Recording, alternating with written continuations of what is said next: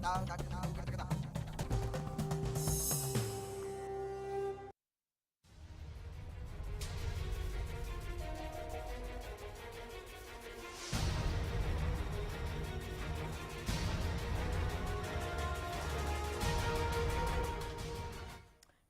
स्वागत है आपका विशेष में। आपके साथ मैं हूं रेणु कैलाश और विशेष में आज बात करेंगे बाहुबली से बेहतर बीमार राज्यों की।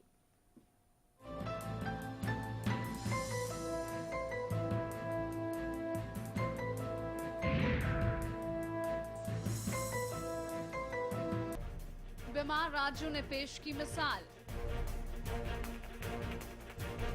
स्वस्थ राज्य आज भी बेहाल। आधी आबादी के लिए बड़े दावे हैं आज भी आधे अधूरे। हकीकत है हैरत अंगेज।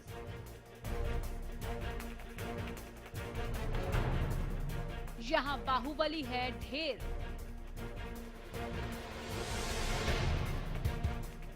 बीमार है शेर, बाहुबली से बीमार बेहतर।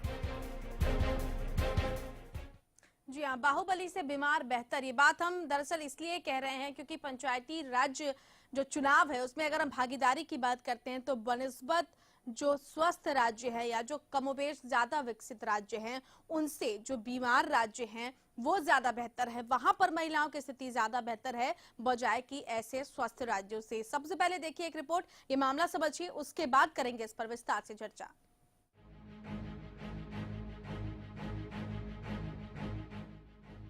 बीमार राज्य, ऐसे दो शब्द जिसे सुनते ही आपके जहन में एक आर्थिक तौर पर कमजोर राज्य की तस्वीर उभरती है।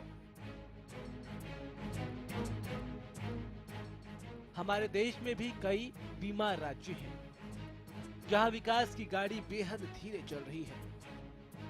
लेकिन आप ये जानकर हैरान हो जाएंगे कि वो राज्य आधी आबादी को हक दिलाने में सबसे अव्वल है।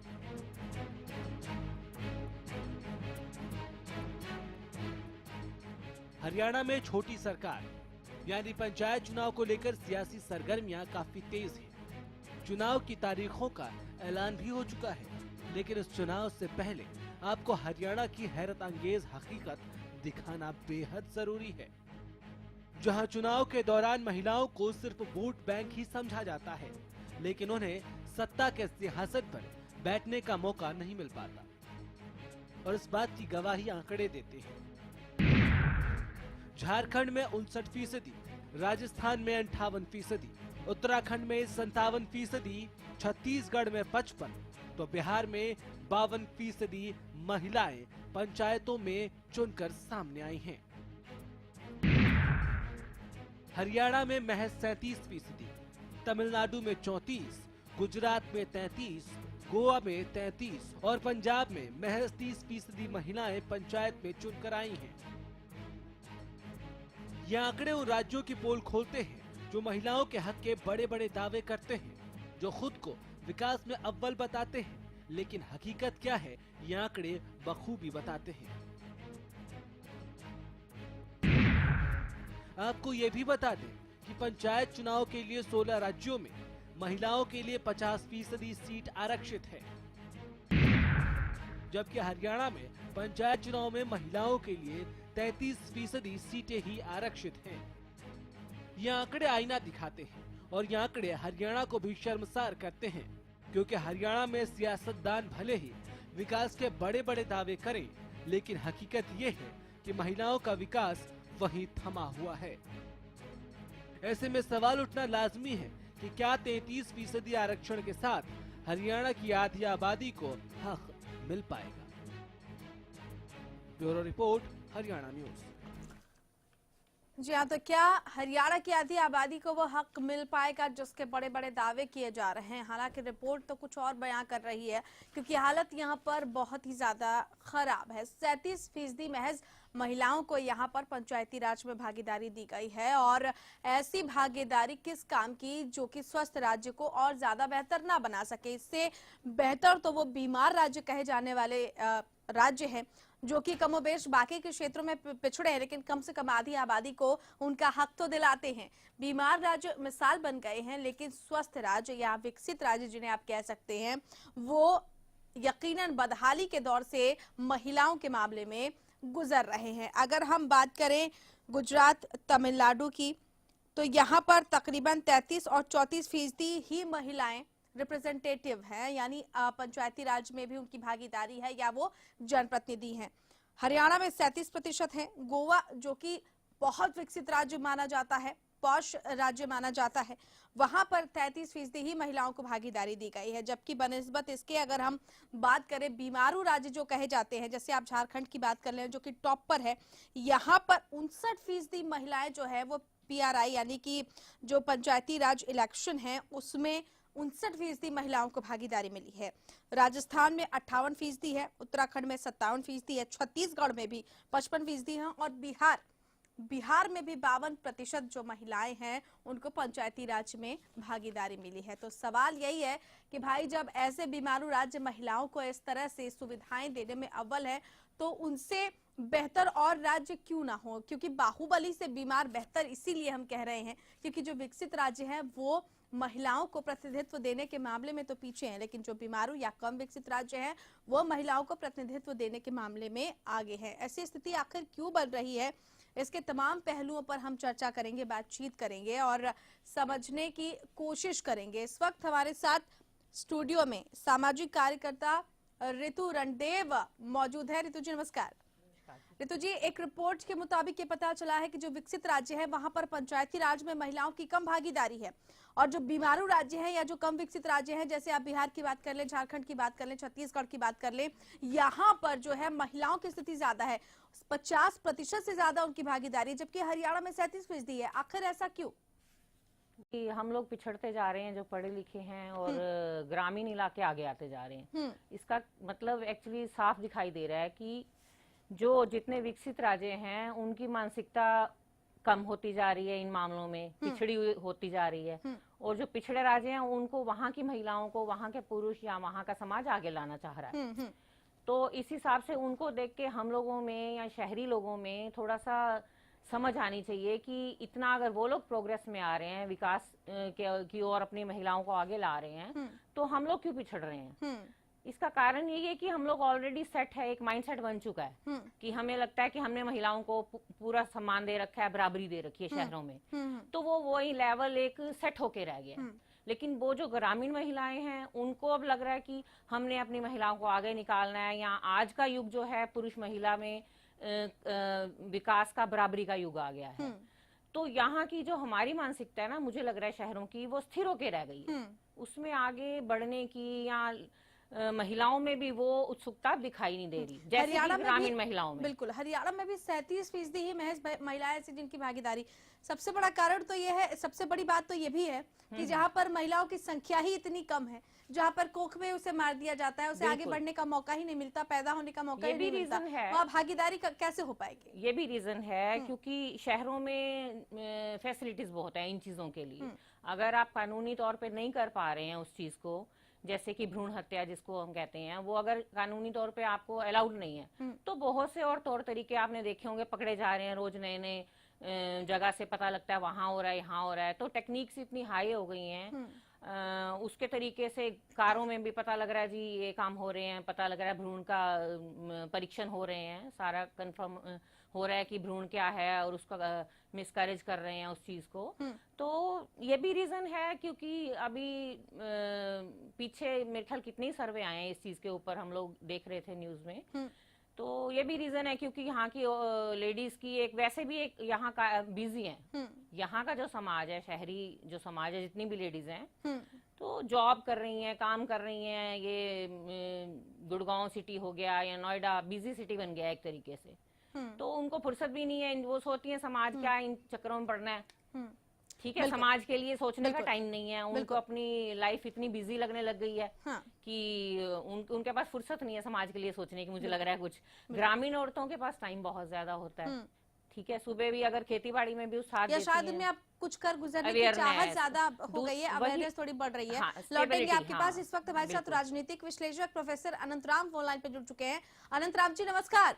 नमस्कार। अनंतराम जी, अगर हम बात करें बाहुबली यानी विकसित राज्यों की, उनके मुकाबले वो बीमार राज्य ज्यादा बेहतर है महिलाओं को पंचायती राज में भागीदारी के। आप हरियाणा की बात कर ले 37% है, लेकिन अगर आप छत्तीसगढ़ की बात करते हैं टॉप पर है, अगर आप झारखंड की बात करते हैं वो टॉप पर है। आखिर ऐसा क्यों है कि जो बीमारू राज्य है वहां महिलाओं की भागीदारी ज्यादा है पंचायती राज में, जबकि जो ज्यादा विकसित राज्य है वहां पर कम? क्या वजह आप इसके पीछे देख पा रहे हैं? हाँ, देखिए, तो मैं आपसे कहूंगा बाहुबली शब्द का ना इस्तेमाल करें, जी विकसित राज्य कह जी बिल्कुल। अच्छा, तो बात जो आपने उठाई ये बड़ा अहम मुद्दा है कि आखिर क्या कारण है कि तथाकथित विकसित राज्य जो है महिलाओं को वो उतना आरक्षण नहीं दे पा रहे जितना कि बीमारी राज्य दे रहे हैं। जी। इसमें एक मुख्य बात तो ये है कि ये जो हमारी मानसिकता है वो भी नहीं बदली है। हाँ। हम बाहर से चाहे टेक्निकल तौर पे कितने ही अपने आप को विकसित कहें, अग्रणी कहें, लेकिन जो मानसिकता है कि नहीं, ये 33% पहले ये तो अनिवार्यता थी। जब 73rd अमेंडमेंट हो गया पंचायती एक्ट का, तो उसमें ये प्रोविजन कर दिया गया कि 33% तो देनी ही पड़ेगी। अब कुछ राज्यों ने आगे बढ़ के, जिनको आप बीमारी राज्य कहते हैं, उन्होंने अच्छा किया है कि 50 या 57 तक प्रतिशत भी दी है। तो अच्छा होगा कि ये तथाकथित विकसित राज्य भी अपनी मानसिकता से बाहर आकर के इनको कम से कम, जिसको हम आधी आबादी के संज्ञा देते हैं स्त्रियों को, तो कम से कम उनको 50% आरक्षण तो दें। लेकिन ऐसी मानसिकता से ये राज्य उबर क्यों नहीं पा रहे हैं अनंतराम जी? ये तथाकथित विकसित राज्य है, बल्कि इनको ज्यादा उदार होना चाहिए, ज्यादा उनको जो खुला हृदय है वो रखना चाहिए महिलाओं के प्रति, उनको ज्यादा बढ़ावा देना चाहिए। तो वो मानसिकता आखिरकार क्यों नहीं बन पा रही विकसित राज्यों में? उसके पीछे हमारी सामाजिक सोच है जी। उससे बाहर नहीं आ रहे कि आप देखिए, अगर महिलाओं की सबसे बड़ी दुश्मन महिला ही है, ये बात सिद्ध हो चुकी है, तो वही उसको, चाहे वो गर्भ में उसकी हत्या करवाती है, चाहे वो टेस्ट करवाती है, लड़का है या लड़की, ये कौन लोग हैं? ये वही लोग हैं तथाकथित अपने आप को पैसे की दृष्टि से विकसित मानने वाले, आजा या तकनीकी दृष्टि से परिचित या शिक्षित मानने वाले, यही उसकी जो है भ्रूण हत्या करवाते हैं। तो ये एक सामाजिक सोच है जिससे अभी तक ये बाहर नहीं आई। इसलिए मैंने एक शब्द इस्तेमाल किया था कि अच्छा होगा ये अपनी मानसिकता से बाहर आए और खुले मन से स्वीकार करें और आधी आबादी को कम से कम 50% आरक्षण दें। हरियाणा में महज 33% ये प्रतिशत है। क्या माने सबसे बड़ा कारण यहाँ पर यही है महिलाओं को लेकर? शादी के लिए तो लड़कियां मिलती नहीं है, लड़कियां पढ़ी लिखी, महिलाएं पढ़ी लिखी मिलती नहीं है। शायद यही एक कारण है, सबसे बड़ा कारण, कि पंचायती राज में वो भागीदारी नहीं मिल पा रही है महिलाओं को। जो मैं चाहता हूँ आप भी कि ये भी जो भागीदारी दे रखी है ये तो मजबूरी है। ये संविधान में संशोधन के बाद ये आवश्यक कर दिया गया कि कम से कम 33% तो अब इनको प्रतिनिधित्व देना ही होगा जी। तो चाहे वो पंचायती राज हैं, चाहे ये आपके जो शहरी जिसको कहते हो स्थानीय स्वशासन, अर्थात बोर्ड और निगम, जिसको आप कारपोरेशन कह देते हैं, म्युनिसिपल कमेटी कह देते हैं, म्युनिसिपल, हाँ, तो ये तो इनकी मजबूरी है। उससे ऊपर नहीं उभर पाए हैं अभी तक। और वो इसके लिए जैसा आप पूछ रही हैं क्या ऐसा कारण है, तो इनकी मानसिकता सोच है, वो दकियानुसी सोच है, जिससे अब ये उभर नहीं पाए हैं, चाहे अपने आप को उन्नत राज्य कहें। जी अनंतराम जी, आप फोन लाइन पर बने रहिए। यहाँ पर हम एक छोटे से ब्रेक के लिए रुक रहे हैं और ब्रेक के उस पार भी इसके तमाम पहलुओं पर रखेंगे चर्चा जारी, और ऋतु रणदेव से भी बातचीत करेंगे इसके कुछ और पहलुओं पर। जल्द लौट रहे हैं विशेष के साथ।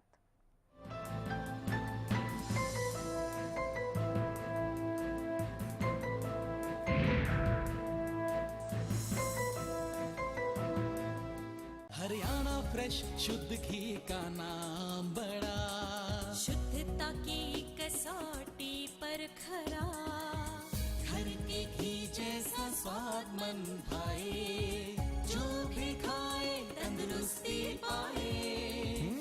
हरियाणा फ्रेश एगमार्क शुद्ध घी, स्वाद घर के घी जैसा। हरियाणा फ्रेश शुद्ध घी। सरकारी नौकरी मिलती नहीं या आप लेते नहीं, बेरोजगार रहने के दो कारण हैं। या तो आप कोशिश नहीं कर रहे या आपकी दिशा गलत है। सरकारी नौकरी कैसे पाई जा सकती है, देखिए हमारा खास कार्यक्रम कैसे पाएं सरकारी नौकरी, हर रोज दोपहर 2:30 बजे।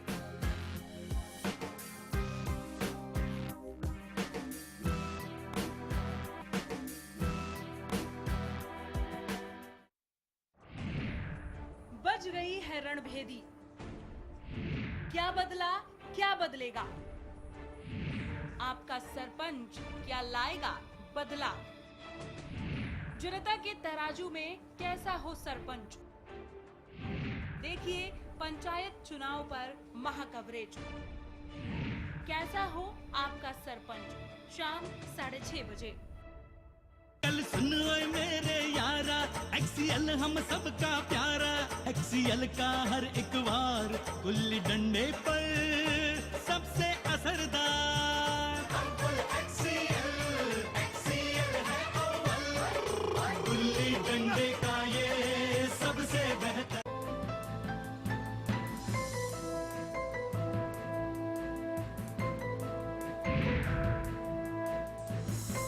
और ब्रेक के बाद एक बार फिर से आपका स्वागत है। विशेष में आज हम बात कर रहे हैं विकसित राज्यों के बजाय जो कम विकसित राज्य हैं, जिनकी हालत उतनी बेहतर नहीं है, वो पंचायती राज मामलों में भागीदारी में ज्यादा बेहतर है विकसित राज्यों से। इसके पीछे कई कारणों पर हमने चर्चा की कि आखिर वजह क्या है।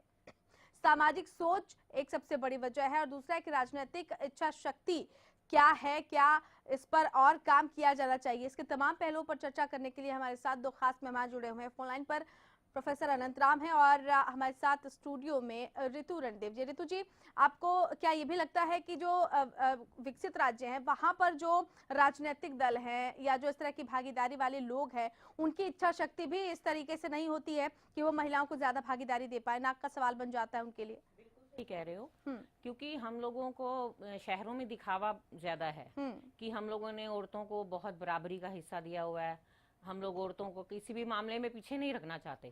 लेकिन जब बात आती है एक लेवल की कि कितने परसेंटेज राजनीति में पुरुष जाएंगे और औरतें जाएंगी, तो उन कोशिश की जाती है कि उनकी टांग खींची जाए, उनको आगे जाने से रोका जाए, क्योंकि उनको लगता है कि फिर हमारी एक पुरुष प्रधान समाज है इंडिया, आपको पता है। अगर हम ये कहें कि महिलाएं ही महिलाओं की दुश्मन है, मैं इस बात को नहीं मानती। जैसे कि अभी हमारे एक प्रवक्ता बोल रहे थे, क्योंकि महिलाएं, देखिए महिलाएं तो बाहर भी हैं, अमेरिका में भी महिलाएं हैं, बाहर देशों में कनाडा में भी महिलाएं हैं, इंग्लैंड में भी महिलाएं, वहां तो ऐसा कुछ देखने में नहीं आता है कि महिलाएं महिलाओं की दुश्मन हैं। इस वजह से ही ये चीजें उनकी टांग खींची जाती है। मुझे लगता है पुरुष प्रधान समाज है हमारा, तो वो ज्यादा रीजन है इन सब चीजों के पीछे, क्योंकि उनको लगता है कि एक हमारे से औरत का दर्जा कम है तो उसको कम में ही रहना चाहिए।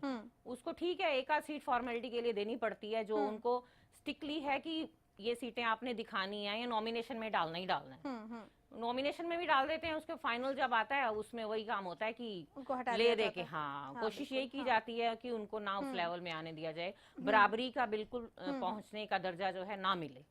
तो इसमें ज्यादा पुरुषों की कमी रहती है मेरे हिसाब से। बिल्कुल इच्छा शक्ति की कमी। अनंत राम जी, आप फोन लाइन पर जुड़े हुए हैं क्या? अनंत राम जी, आप तक आवाज पहुंच रही है मेरी? हाँ, अनंत राम जी, अब क्या विकल्प इसके लिए तलाशे जाएं? इच्छा शक्ति की भी कमी है तमाम राजनीतिक दलों की कि वो महिलाओं को उस कदर उस नजरिए से नहीं देख पाते हैं कि वो आगे आके बेहतर प्रतिनिधि साबित हो पाएंगे। हालांकि समय समय पर महिलाओं ने अपने आप को प्रूव किया है। क्या विकल्प अपनाए जाएं, क्या वो व्यवस्थाएं की जाए ताकि महिलाओं की भागीदारी और ज्यादा सुनिश्चित हो सके? देखिए, पहली बात तो मैं ये कहूँगा, ये जो आपके साथ जुड़ी हुई है महिला कार्यकर्ता जी, ये भारत के संदर्भ में चर्चा हो रही है जी। ये अमेरिका का और वहाँ का उदाहरण यहाँ ना दे जी, ये लागू ही नहीं होता जी। ये वो तो बात दूसरी तरफ चली जाएगी बहस। बात हम कर रहे हैं हरियाणा की और राज्यों की, मतलब कुल भारत में होगा। अब तो ऐसे भी राज्य हैं, अब संयुक्त अमीरात राज्य है, वहाँ चुनाव लड़ने का अधिकार ही नहीं है। अब पहली दफा एक महिला बनी है, तो इसको यहाँ तक सीमित रखेंगे आप, दिल्ली ना क्या नाम प्रदेश ना आपके भारत तक, तो ठीक रहेगा पहली बात जी। तो दूसरी बड़ी बात, ये जो शहरी की बात भी उठा रहे हैं, वो शहर भी इसी में आते हैं। ये केवल शहर की बात नहीं, शहरी लोग ऐसे होते हैं नौकरी पे चले गए, नोएडा हो गया, गुड़गांव हो गया, ये भी बात इस संदर्भ में गलत है, क्योंकि हम ग्रामीण पंचायतों की बात कर रहे हैं तो इसलिए इसको दिशा ना भटकाएं आप बहस का। तो शहरी बात है। तो अब आपने जो प्रश्न उठाया है कि आखिर क्यों फिर ऐसे तथाकथित विकसित राज्य जो हैं वो भी आगे नहीं आ रहे, उस मानसिकता को नहीं छोड़ रहे, तो इस संदर्भ में क्या कुछ किया जाना चाहिए जी। देखिए, इसके लिए तो जैसे कि पहले ये संशोधन करके मैंने आरंभ में कहा था कि 73 अमेंडमेंट जब संविधान की हुई तो उसके अंतर्गत 33% कम से कम, उसमें शब्द है कम से कम, जी वो इनको आरक्षण दिया गया। तो एक तो तरीका ये हो सकता है कि एक ऐसा कानूनी पास कर दें पंचायती राज में एक्ट में संशोधन करके कि कम से कम 50% भागीदारी स्त्रियों के लिए, महिलाओं के लिए करनी ही पड़ेगी। एक तो इसका ये तरीका है, ये है कानूनी तरीका, ये है संवैधानिक तरीका। और जैसे पंचायती राज एक्ट में अब और संशोधन किए हैं हरियाणा ने, तो ये संशोधन भी किया जा सकता था।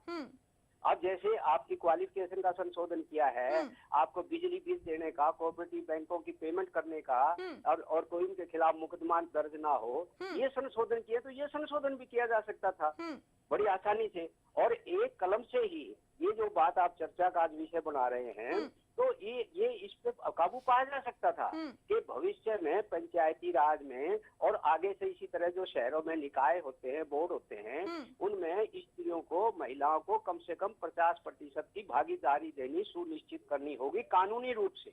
तो एक तो ये सबसे बड़ा हथियार है कि कानूनी रूप से ही प्रावधान कर दिया जाए कानून में, पंचायती एक्ट में भी और ये शहरी। लेकिन अनंतराम जी, क्या ऐसा हो पाना मुमकिन हो पाएगा क्या, जहाँ पर आधी आबादी अभी भी 33% के लिए लड़ रही है, पुरुष प्रधान समाज जो है 33% तक देने को तैयार नहीं है, बड़े जोर शोर से मुद्दा उठाया जाता है लेकिन बीच में ही अटक जाता है, मुमकिन हो पाएगा क्या ऐसा? इच्छा शक्ति होनी चाहिए इसके लिए, वो इच्छा शक्ति दशकों से यहाँ भारत में देखने को नहीं मिल रही है। नहीं, आप उस पुरानी बात को छोड़िए, बहुत भारत आगे आ चुका है। जब मैंने कहा ये 4 संशोधन हो सकते हैं, तो ये भी हो सकता है, ऐसी कोई बात नहीं है। आप ये देखिए आज कितनी यूनिवर्सिटीज की वाइस चांसलर लेडीज हैं, आज कितनी, चाहे वो पब्लिक सर्विस कमीशन हो उसकी कितनी लेडीज मेंबर हैं, ऐसी बात नहीं है। अच्छा, सरकारी नौकरियों में, कारपोरेट सेक्टर में कितनी नौकरियां, यहाँ तक कि पायलट भी लेडी होगी और अब तो फाइटर पायलट भी हो गई। लेकिन तो ये जो बात है ना, ये बहुत पुरानी हो गई है। होना चाहिए, इसका समर्थन अनंतराम जी हम भी कर रहे हैं। बहुत बहुत शुक्रिया आपका हमारे साथ जुड़ने के लिए। एक और खास मेहमान इस वक्त हमारे साथ स्टूडियो में जुड़ चुके हैं, सत्य प्रकाश जरावता। जरावता साहब नमस्कार। पंचायती राज में अगर हम बात करें चुनावों में, तो उसकी भागीदारी बनिस्बत जो विकसित राज्य है वहां पर काफी कम है महिलाओं की, बल्कि जो कम विकसित राज्य है, जैसे आप झारखंड की बात कर ले, उत्तराखंड की बात कर ले, ये तमाम राज्य ऐसे हैं जो कि अव्वल घोषित हुए हैं, अव्वल आए हैं। क्या वजह आप इसके पीछे मान रहे हैं? देखिए, आपने बिल्कुल दुरुस्त फरमाया, लेकिन इसमें जहां तक मैं अभी तंवर साहब की बात सुन रहा था, ये इच्छा शक्ति की कमी रही है। और फिर हमारा कुछ एरिया है जो तथाकथित खाप पंचायतें और अपने मेवात का एरिया, जैसा पहले भी मैंने कहा कि यहाँ पर महिलाओं को अभी भी उल्टे सीधे फरमान जारी होते हैं कि मोबाइल ना रखें, इस तरह के कपड़े पहने। तो उस सोच में बदलाव की जरूरत है। अब उसके लिए कानून की जरूरत थोड़ी ना है। जैसे मेरी कोई राजनीतिक पार्टी है, तो हमें जरूरी है कि कानून से ही दें। हम 50% हिस्सेदारी स्वेच्छा से भी तो दे सकते हैं। कम से कम वॉलंटरी तौर पे कोई पार्टी आगे तो आए कि हम लोग इतनी महिलाओं को देंगे। बिल्कुल, 33% देने में ही जब उनको ये समझ नहीं आता कि हाँ 33% देना है। ऋतु जी, क्या आपको लगता है कि आने वाले समय में इसमें कुछ बदलाव देखने को मिलेगा? आपको लगता है कि वो इच्छा शक्ति जागृत हो पाएगी? कम से कम इस तरह के जो आंकड़े हैं, जो चौंकाने वाले आंकड़े हैं, उसको देखकर थोड़ी बहुत बढ़ोतरी दर्ज की जाएगी? विकसित राज्यों में उनकी भी सोच जो है विकसित होगी, बजाय जैसे कि अर्थव्यवस्था छलांग लगा रही है उनकी, कम से कम वो सोच भी विकसित होगी उनकी। देखिए, जैसे कि अभी पहले हमारी बात हुई थी जी, कि कंपैरिजन ही यही हो रहा था कि जब पंचायती राज जो एरिया है, ग्रामीण इलाके वाले लोग औरतों को इतना आगे ला रहे हैं, तो शहरों में इतना लेवल क्यों नहीं आगे आ रहा लेडीज का? क्वेश्चन आपने मेरे से यही किया था। तो इसी का मैंने जवाब दिया था कि क्योंकि एक ग्रामीण इलाकों के लोगों में सोच अब बढ़ रही है। उन लोगों की जो उनका जो समाज है ग्रामीण इलाकों वालों का, उनको लग रहा है कि हमने अपनी महिलाओं को आगे लाना है। वो महिलाओं को आगे लाना अपना सम्मान समझ रहे हैं इस टाइम। और शहर का जो एक लेवल था सोचने का, जैसे कि मैंने पहले कहा, वो स्थिर हो चुका है। उनमें उतनी उस चीज के लिए क्या कहते हैं, क्यूरियोसिटी नहीं दिखाई दे रही। राज्य वो चाहते हैं कि ज्यादा से ज्यादा महिलाएं आगे आए, हाँ, ताकि वो तरक्की करें। तो ग्रामीण इलाके में इसलिए ये कंपैरिजन हो रहा था। अभी इसी बात का मैंने जवाब दिया था। एक और भी है, और दूसरा मैं आपसे सहमति हूँ इस बात से। दूसरा एक क्वेश्चन, जैसे एक उन्होंने बोला कि महिलाएं ही महिलाओं का की लेग पुल करती हैं। तो वो इंडिया में, जैसे कि मैं कह रही हूँ कि इंडिया महिलाएं तो देखिए हर जगह होती है। मैंने इस बात का ये आंसर दिया था।